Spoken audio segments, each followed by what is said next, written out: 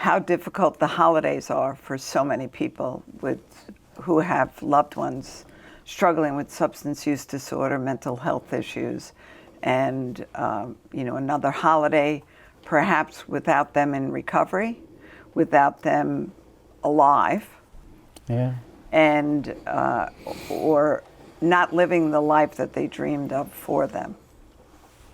We have plenty of families that we work with that are struggling with that and not letting go of the expectation that they had for them in their lives. Yeah. It's a very common thing, and it doesn't necessarily only have to do with addiction. Right. Right. It's just, your children, and you want the best for them. Yes. But oftentimes, because we want the best for them, we do everything for them. And it's interesting you said that the best for them, what you think the best for them is. Right. When they have a whole different connotation as what the best for them is. Right. I have noticed within my own family that younger people have a different point of view as far as working too hard or too much, that they are taking much more time for themselves and their little families and much more time to do the things that they love. It's true. Right? It's an interesting phenomena that we were always taught you have to work, you have to produce, you have to, the expectations that you had. So because I'm an old man, I tend to oftentimes be very judgmental to these young folks. I try not to be, but their work ethic is not the same as when I was growing up. And, I try to think about why is that? Why is it that they don't have the same work ethic? Oh, I have to go to work, I have to make some money, I have to, and I think part of the problem is me. Well, with my children, for instance, we've done right? way too much for them that they, they'll just come and ask you for it. They don't have to work for it. They don't. So when someone's struggling with substance use, you cannot work through that for anyone. No, they can't. have to do all the work themselves. But and the time has come for the family to look at themselves in the mirror and do the work on themselves. That's true. Because, I can speak for myself with my kids. They did not work until they finished college. Yeah. They didn't work I started working summer job. At the age of 11. These kids did not work a summer job, and yes, they were doing other things, like they were playing soccer and stuff like that, but they didn't have that type of ethic when it comes to, going out and making money for myself so I can do whatever I need to do. So it's partly our fault, I guess. Oh, absolutely. Because I saw that statistic one day. It's so I'm a what? I'm a baby boomer. Is that what it is? I'm a baby boomer. Baby boomers are spoiling the millennials. Correct. And we did spoil them in many ways. Millennium, and then there's the Gen X. I don't know when the dates. Those the grandchildren, so to speak. But part of it is us, and because I think, me, had it difficult. I didn't want my children to have it difficult. But it was not, I believe it was not the right way to do it. When you work for something, you respect it when you achieve it. Yeah.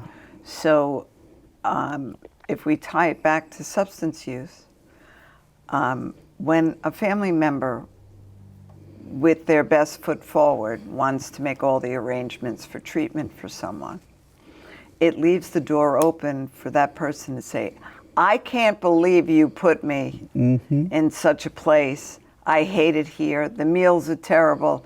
So on and so, taking zero accountability and giving you the exit strategy to leave that facility. Right. So working with families, I always say it's wonderful that you would like to make all these arrangements. Have your loved one call me and I will make the arrangements with them. But they won't call you. I go, I know that. You need to know that. Right. You need to own that, because you cannot do this work for them. It's interesting because when you talk about things like mom dated and dad dated, or, that's where that comes from, really. Yes. Where mom is the reason why I'm here. Yes. Yeah. Yeah, that's true. It's. You in life, whether you want to lose weight, go to the gym, whatever, achieve recovery, you don't do it for anyone else but yourself. As soon as that person is in there that, is going to do it I'm going to do this for my kids. You've already been defeated. Absolutely. Before you even get started. Absolutely. You Yes. have to be the why. Yes. Just today I was telling someone that, it's important to recognize that they can't do it for their kid, their son. That, because she was taking my number to give to her son, and, then she was asking me, she said, do I know of a trauma specialist? And I said, yes. And I was explaining to her, but please, you should not call. You should have the person call, because his son is 41 years old. So, not a teenager. No. Perfectly capable of doing for themselves. Yeah. So the very definition of enabling is doing something for someone else that they are perfectly capable of doing for themselves. Absolutely. That's how I define disabling. That's the word that I like to use. You're the one who taught me. Disabling, You taught me that word, and that's what it really is. Because making excuses for work, making excuses, for anything that they need, want, desire. I've made their doctor's appointments, their outpatient appointments. You can't do that. No. If it's going to be meaningful to the person that desires recovery. Yeah. Reminds me of the story of butterfly. Yes. Right? In the cocoon. And when you want that butterfly to be successful, then you allow them to struggle in the cocoon. Yes. Until that's how they build their wings. Until they can get out themselves. Yes. But if you go there and you open up that cocoon, that butterfly is going to not be able to fly, not be able to die. Will die. Yeah. So it reminds me of that, for sure. So as we come into the holidays, the holidays, I have many participants here that, thinking of one family in particular, every year around the holidays, their son would have a reoccurrence of his disease. And it did take a few years until he finally voiced that he hated the holidays. And they made him so anxious and uncomfortable that was still his coping skill. Yeah. So when the family came together and said, you do not have to come to whoever's house they were going to be celebrating at. We can have our own celebration. He has been successful in maintaining his recovery. Yeah. So it's amazing. The holidays for Norman Rockwell is that perfect setting. The tree, the dog by the Christmas tree, the children, everybody's behaved, happy. That's usually not typical for more than half the population in the world. That's true. Yeah. The holidays bring a whole bunch of crazy to the table. So supporting people through it and coming up with different ideas, different strategies, whatever you need to do to keep yourself okay. Yeah. Certainly isolation is the last thing we want anyone to do, because substance use grows in isolation. Yep. And So just really maintaining their recovery ritual throughout the holiday, continue going to meetings, continue calling your sponsor, continue doing the things that support Calling you. your recovery coach if you Calling don't your have coach. it. There's so many pathways, right? Yeah, When we talk yeah. about sponsors now, a lot of the young people are not really drawn to the 12-step fellowships. They're drawn to different fellowships, Right. all of which are good. We don't criticize or judge any of the pathways Right. to yoga. Right. We want you to really participate in all of them Yes. until you find your tribe, your people that you are going to really resonate with. And they basically come right back to the same thing, which is getting a better understanding of yourself. And that's what the 12 steps Yeah. always teaches. Whatever pathway you choose, it all comes back to the same thing. Back to, And yeah. it comes back to what? Connection. Connection to other people is the antidote to substance use. Absolutely. You cannot do this in a cocoon. You cannot do it in a vacuum. You have to be attached to other people. You need the support. Yes, absolutely. It's a human connection. Definitely is. Yeah. But it's just really important to make sure that everyone understands to really create a ritual that supports recovery from the time you get up in the mornings to the time you go to bed. And you continue that throughout holidays, even though at that time some people want to veer away from what they normally do because sometimes it's not fun, you know? Sometimes depression, right? So you Yeah. get up in the morning and steam showers, getting those essential oils, putting that in your steam, making a shower experience for yourself, Yeah. making it special that you are purposefully creating this self-care ritual for yourself. Yeah. Because Yeah. you are the most important person in your life. Yes. So when we talk about, right, on Saturdays, when we do social Saturdays, ironically, it's the men that love Spa Saturday. Spa Saturday. I've heard, Masks, face that. masks, Yeah. hand wax, hot wax on their hands to make it soft, foot baths, Yeah. you name it, they're doing it. Yeah. It's an incredible thing, but the Self-care. men, Surprisingly, right? surprisingly, Yeah. and I love to see that because when you don't value yourself, right? We don't normally get that pampering, I suppose. So Yeah, yeah, yeah. It's important. it's so important to do that. Yeah, I was taught in the Buddhist center that you can't pour from an empty cup. Correct. And so self-care supports you to be able to fill that cup so you can be the best for yourself and for other people. Absolutely. You know, and that's what's needed when you're in recovery. For myself during the holidays, you know, this is the 14th holiday without my son. So I am just especially mindful to be certainly most present with myself Yeah, and to acknowledge whatever it is that I'm feeling at any moment in time. absolutely. That's Journal about important. it, talk to Yeah. other people about it, Yeah, feel all my feelings, which may just be, you know, screaming at the water. It could be just crying for a few minutes. It could just be that in those moments, you just have to let that go and be present with your grief. absolutely. Being present with your grief is so important because what happens most of the time when people relapse because they're trying to push that away from themselves. Or push it down. Or push so you it end down. up Yeah. with a bellyache, certainly. Yeah. But all of those things have no place to go. Right. So they are going to create, you know, why don't you have a drink? Why don't you just, Yeah. you know, you need to have something to help you sleep because we can't turn these feelings off.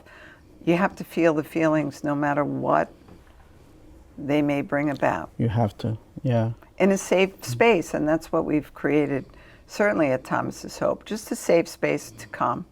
Absolutely. And we have people that come, right, for the cafe, and they might just sit, and they might watch TV, they might do homework, they might look at their phone, Yeah. but they're not alone. Exactly. If they choose to have company, they can. And they can have someone, you know, a peer, a coach, A peer coach, to have a right? to have a conversation with them Absolutely. if they need to. Something Sure. to eat, Yeah. All those self-care things to make them feel that they are not alone at any point in time. Yeah. Just holding space. Holding space. Yeah. Just holding space for them. Most people don't need you to say anything to them when you're holding space. Yeah. They just want to be with someone. Just being present. Yeah. And attuning to whatever it is that they're, you know, giving to you or saying to you, how they're Yeah. presenting themselves. It's important. They don't want to be fixed. I've learned to say that to people. Are you asking for my opinion? Or do you simply want me to listen to you? Yeah. When I first said that to my kids who are adults, they were like, what? Yeah, most people are not used to that. No, especially from their mom, right? No. I'm going to give you my They're opinion, expecting but it to be fixed. I Yeah. don't Yeah. fix. Yeah. I just listen. If you liked my opinion, I certainly will volunteer it. Yeah.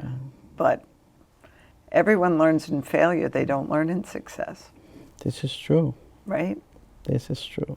And believe me, sometimes I look and I go, it's not going to work out well for them, but It's their journey. it is not my journey. Yeah, it's their journey, and they have to take that journey and deal with the consequences of it and grow Yeah. and learn.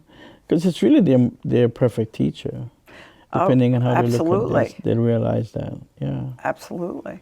yeah, for sure. I'm sure. Gerald, how many people do you know that make those wonderful New Year's resolutions and then decide to, on Quitter's Day, January 10th, say, nah, I was just kidding, right? It probably is about 99%. Yes. Most people do that. for You know, sure. I think, you know, for most people, set very unrealistic goals. Yeah, So goal setting becomes such an important thing to be able to work with someone, especially with what we do, right? The Yeah. wellness plan. yeah, And it doesn't have to be 100% right away. The harm reduction way, right? Start to Right. reduce use, reduce whether it's just cigarettes or vaping or all of those things. It's a process. Everything in life is a process. It doesn't have to be all at once. yeah. You're not going to lose 48 pounds by January 10th, whether you go to the gym for 8 hours a day or not. You're not. That's not going to be accomplished. Right, especially when you set your New Year's Day as January 1st. Yes. You know, it's not going to happen. And And you know- January 1st is still a holiday, so you're still not eating healthy that day. right, So really, it begins January 2nd. second, right, you know, and I would say at least 90% of the population do that. Oh, absolutely. Sure, yeah, You know, and repeat it annually. yeah. So rather than No Quitters Day, they should call it You've got this You've day. Got This Day, right? Yeah. Yeah, I like that. Because you always have this. Yeah, And, you know, substance use, reoccurrence or slip or something doesn't mean you failed. right. It simply means just that. It's how quickly can I get back up and get back to doing what I needed to do and figuring out why did I need to use in that moment in time? What was going on in my life at that moment Yeah. that I slipped back to old behaviors? Was it the people that I was with? Was it the places that I was at? Was it stress from my job, from my family, from friends, from loved ones, right? Figuring out the trauma or the event that prompted Yeah, me to even think about using again. Because we both know that a reoccurrence or a relapse, as many people still call it, happens long before the use actually occurs. that's why it's so important that when you establish for yourself a ritual or a wellness plan, that you don't only that you do it constantly. You're Yes. committed, it's consistent, and you not only do it when you're in crisis, because most people pray when there's problems, Absolutely. as opposed to praying constantly. Most people meditate when they're feeling stressed, Yes. as opposed to meditating all the time. Because once you do that and you've developed that ritual, that habit, now you got this, comes very easy to say. When you're in that place where you're feeling a little nostalgic or melancholy, you know, when you keep practicing it now, your body is more in tune with the idea. Well, the body "I've got remembers. this." Right. So I've It got remembers this. when I start to breathe a certain way, it says, oh, Yeah. okay, we can all relax because she's going to meditate. Yes. Or she's going to breathe deep. Yes. Or, you know, and she's going to take care of us. So everybody can relax now. We can get out of, you know, Yeah. flight or fight, and we can just chill for a minute. Yeah. Okay, we're being heard. We're being heard. Don't forget that, you know, the body's telling you, don't forget all the things that you've been in, all the crisis and all that. To this very day, you have 100% dealt with those crises. Yes. That you've gotten out of those crises. So it can happen now. And so I got this. Yes. Yeah. You have been successful through all your crises because you're still here. Yes. Yes. It's important to build up that type of ritual within yourself, and your body, as you said, remembers. Your body remembers immediately what it's going to do, and it can relax in that moment. Because the body keeps score, as I said, right? The body keeps score. Yeah. For sure. So it's interesting when people have back pain or different things that are going on. It's usually due to stress. So this time of the year, what happens? At Christmas time or at the holiday time, Hanukkah, Kwanzaa, all of them, people are trying to get everything done for that one magical day. Yeah. When it's really just being present with your loved ones, that's the gift. Right. And people need to remember that a little bit more and give themselves some grace. Absolutely. That's It doesn't true. have to be perfect. No, not at all. Not at all. So Gerald, I have little ones around. So there's a show, Stranger Things, and it started in 2016, and it's now 2025. And the stars of that series were little when they started, so now they're grown. Grown, yeah. It's kind of like, you know, you seeing my Vincent, right, from when he was little Yes. till now, and he's a grown person. Yes. So if people realize that if they started their recovery journey, whatever date it is, that in 10 days, 30 days, 365 days, how far they've come on their journey, instead of regretting that they never started the walk. Yeah. Yeah, I understand. You know, it's interesting. I was just thinking as you were talking about that. And in addiction, a lot of people who struggle with this disease have a tendency to be always thinking, looking back. Yes. And thinking, if I could, if I did this, or if I did this, then things will be different now, you know?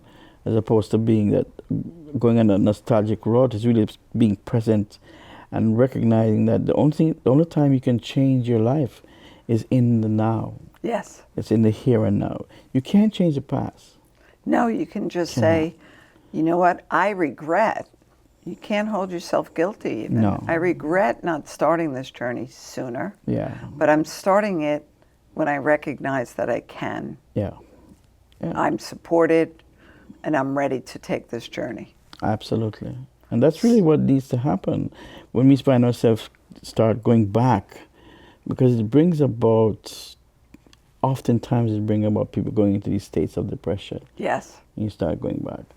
And then if you start projecting too much, then that brings anxiety. Right? So right now is all you have. Right now is always all you have. When I go to speak at places, I have 2 coins in my hand most times. And I usually, there's one that there's 49 years, but then I point out that the most important coin is really this 24-hour coin. Yes.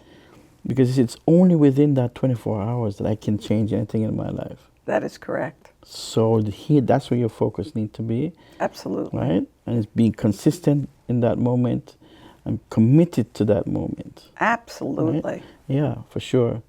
So it's, yeah.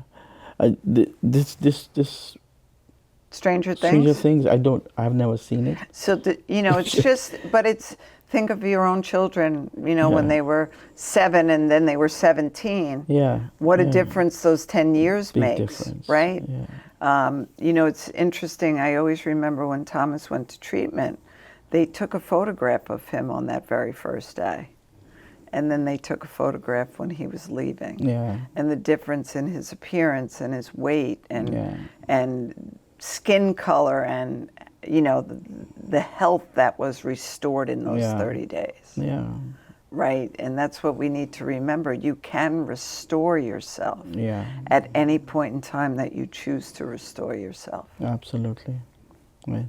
And it's very much predicated on what you do now.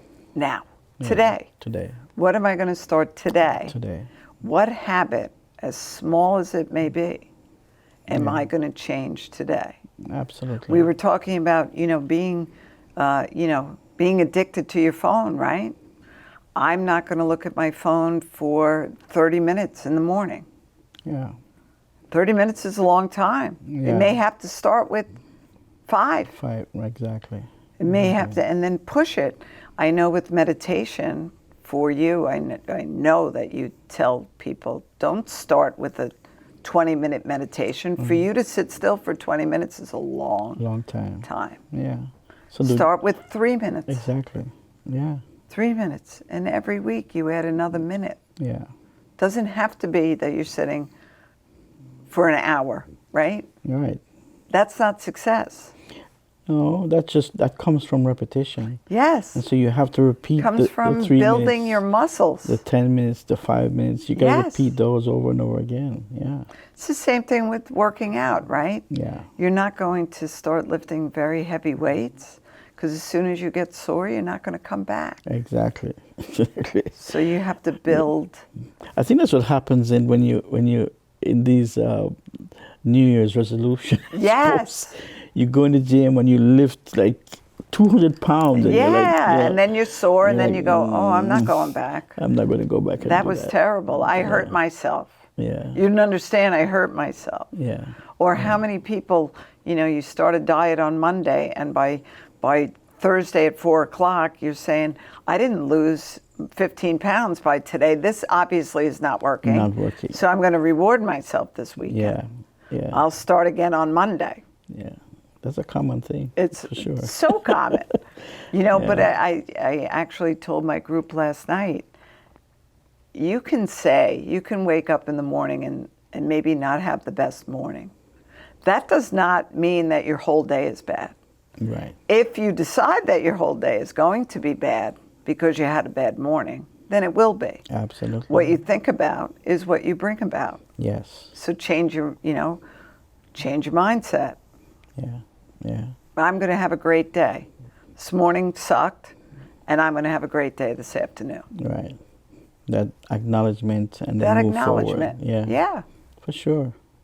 You mentioned with unlikely pairing is mentioned. The first thing that came to my mind was one day, this was years ago, I used to work in this law firm. And I was coming home from work one day, and I was very, I had done an all-nighter that night. Coming home from work, I get to Penn Station, and I'm tired. I was very tired. And I saw a seat in the corner over there, and there were people standing around and just not sitting there. So I rushed over to sit down, and I sat down, and in that moment I recognized why no one was sitting there. There was a homeless man sitting in the corner with his cart, and he smelled really bad. Really, really bad. And I sat down and I'm like, holy crap. But I was so tired, I'm like, I'm not getting up. So I reached in my bag and pulled a book out, and I started reading the book, and just to try to distract myself. And the man said to me, that's a very good book. Now, This is a book. It's a book about neocolonialism and psychology. And in my mind, I'm thinking, What would you know about this? what does he know about this? You know, but then he went on to talk some more about the book. Now, this is one of my favorite books. It's called Wretched of the Earth. And as he kept talking about the book, I was like, wow, he does know about this book. And he's telling me about the book. He's telling me about the psychological implications in the book, and telling me about what neocolonialism, and he keeps going on and on. And I'm like, wow. Then I started talking to him. And then he started telling me about other books that the author, whose name was Frantz Fanon, wrote. And I'm like, whoa. Because he's telling me about books that I don't know anything about. Now, this is my favorite author. I thought I knew all his books. But this man is telling me stuff. And I'm like, wow. So we spoke. And I sat there, Linda, with him for 3 hours. I missed 3 trains that day. And we spoke. But the interesting thing about the whole day was after I left, I realized that in hour 2, I didn't smell anything. I believe it. Talk about unlikely pair. Unlikely Because pairings. I'm just in my, in my suit. Yes. There's a movie called Zootopia that these unlikely pairings is akin to. But I think we've seen that in different groups, that the unlikelihood of people getting together, but substance use knows no boundaries. No bounds. Exactly. So it doesn't, there's no discrimination there. No. So it affects doctors, nurses, lawyers, it affects CEOs, and it affects people that work in factories. So the one thing you do have in common is a common disease. Yeah. And maybe you will relate to some of the very same traumas. Absolutely. This man, eventually we were talking, I realized he was telling me about his family passed, and he just lost it. And he started using drugs. He was doing a lot of things, and he ended up there. And in my mind, I'm thinking, there by the grace of God. Go why? Yeah. Absolutely. Because many of us, including myself, responded that way to crisis, to hurt, to pain, to suffering. We responded that way by trying to find something outside ourselves as a solution. Well, listen, Robert Downey Jr., right? Very famous actor. There's plenty of people that are in long-term recovery. They went places. Yeah. And they were equal with whoever else was there. Yes. Right? Absolutely. You are the same. What's interesting is that we could touch on is with peers, right? Well, I don't do drugs. I'm just an alcoholic, right? That there's that comparison to each other, but you're all in the same place. So you are not better or worse than the person sitting next to you based on the substance that you use. Right. And whether you swallow a pill or inject it doesn't make you better or worse either. Exactly. But even in recovery, they will tend to look at that. Yeah. But what's interesting I know there's a lot of 12-step meetings that cater to doctors, lawyers, so that they are not seen by the outside community for their anonymity or what have you. Because that would directly impact then their job, right? Right. Very interesting. The disease doesn't discriminate. No, it does not discriminate. Yeah. I think, certainly, we're filming and it's December 19th, and this week the the murder of Rob Reiner and his wife Yeah. by their son, who had significant mental health and substance use disease, and how the disease progressed. They certainly had more than enough money to send their son anywhere in the world, but they couldn't fix it for him, could they? No. All the money in the world couldn't fix it for him. He had to fix it himself. Yes. And that's really what And it comes down to. there's the Yeah. lesson right there. Yeah. It doesn't matter. It doesn't. It's the willingness of the person that's struggling, you know, and it is true. If you told someone struggling that really wanted to change their life to sit in this box and wait for me to come back, but this will be your home, this refrigerator box will be your home until I get back to you. Just go to a meeting, walk over here. If they are committed, they will do that. Yes. Right, and I'm being facetious, I realize that. No, but, it's true. But it is true. It's whatever is necessary. Whatever is Yeah. necessary, whatever, you know the drive and determination of someone that wants to get that done Yeah. will not be dissuaded. Nope. You really want it. You will. Yeah. You will sit in the uncomfortability of it. Absolutely.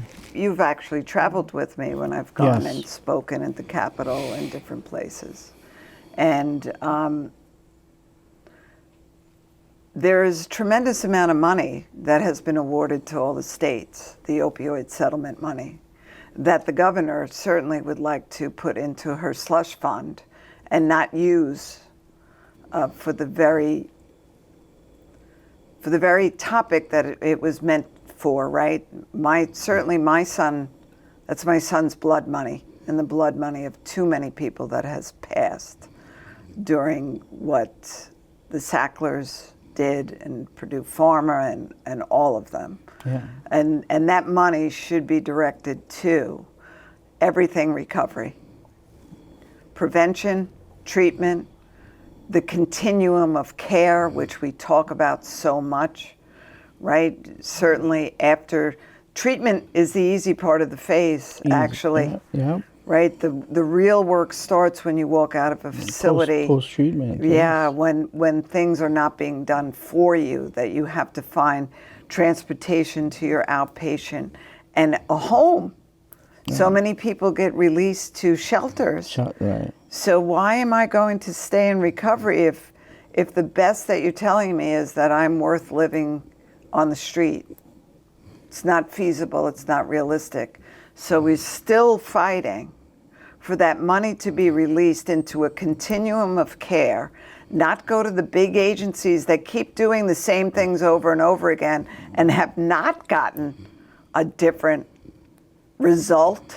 No. But I know that Thomas's Hope in our harm reduction effort in 1 year interacted with over 12,000 people to bring them safe usage bags, food, clothing, a tent, a sleeping bag, socks, Yes.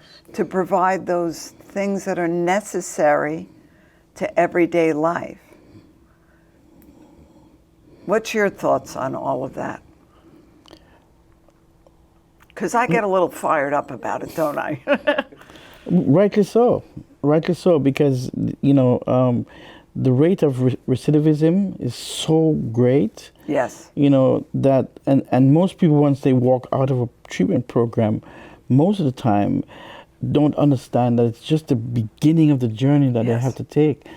And unless there are services or monies that can support services to help them post-treatment, they're going to go, oftentimes you're going to go right back to what they're used to. Because what they're used to is just a trauma response. Yes. It's just something It's that... the solution to everything that's wrong inside of them. Yeah, they believe it's helpful. They believe it's helpful. It is helpful for the short term. It's just not a sustainable solution. It's helpful, though, but they're spiritually, emotionally, on a cellular level, their body is demanding that they use that again. Absolutely. Because the need for that is so great. Yes. It takes a long time to break that. I've read about the the first heroin epidemic back in the 70s. Do you know that treatment insurance companies paid for 36 months of treatment to up to 5 years? Do you know what the rate of recovery was? Extremely high. Yeah. Because they were supported Yeah. on, and those step downs. Yeah. We will support you. You're doing this by yourself. That's great. Now we're going to give you a little bit more added responsibility, right? When you don't have the added responsibility of where I'm going to sleep and what dumpster I'm going to get food out of, certainly adds to anyone's trauma. Yeah. And sure. am I going to be attacked tonight, especially for women, right? Yes. I know right now in Long Island, for instance, there's only one place that has services for women and children. Yeah. Well, there's a few places that have services for women, but women and children is such a limited amount of beds. Yeah. And the children can only go up to the age of 5. 5, right. So then what are you supposed to do with your children after that? Right. Sell them to the gypsies? It's so ridiculous. Yeah. And then they wonder why women come into treatment so late, because you are shamed into, you're not a good mother, you're not a good wife, you're not a good this, you're not. It's the amount of guilt and shame that is put on someone. And they leave treatment early And they leave treatment early. because they need to go and find a way to take care of their children. Yes. Yeah. And unfortunately in jail, because we do work in the jails, there's plenty of women there that resort to the oldest trade in the history of the world, right? To selling themselves to make a way for their children. They have to take care of themselves. They have to take care of their children, and it's quick money. And a lot of times you're a single parent. And most times they're a single parent. Yeah. So they're put into situations that does not certainly help with recovery. And, on that note, even legislature, I can't even say that word anymore. So when women are on social assistance and they get a job, and I'm just going to use round numbers, so they're making, they make $15,000 a year and they get a raise that goes to $15,100. What happens to their benefits isn't that they're reduced by $100. Everything gets taken away from them. So they lose health care, they lose food stamps, they lose everything. So they are forced to stay in a system that they don't want to be in anymore, simply because they're trying to better themselves. Right. There's so many things wrong. Yeah. It's a system that marginalizes. Yes. And keeps people down. Yeah. And yet we say to them, that we need them to come on, get up, get a job, make yourself better. Right. We're going to send you to, to vocational training or back to school, and then you lose everything in the midst of it. Right. So it's an unsustainable system. So we need that. We need the money to be used for these things. For the correct things. For the correct things. Yeah. You can really, if they would just. I don't even need a lot of money. I could create on very little that continuum of care that would prove to them what could happen. Yes. When you sustain people in a healthy way, a supported way. Yes. That's going to bring them to the next steps. So Gerald, we always come, when you and I talk, and we're actually quite popular together. Yes, really? I know. I didn't know that. Isn't that funny? I didn't know that. If you or a loved one are struggling with substance use disorder or mental health issues, our office number is 631-824-4703. My personal cell phone number, which you are more than welcome to use, is 631-219-5785.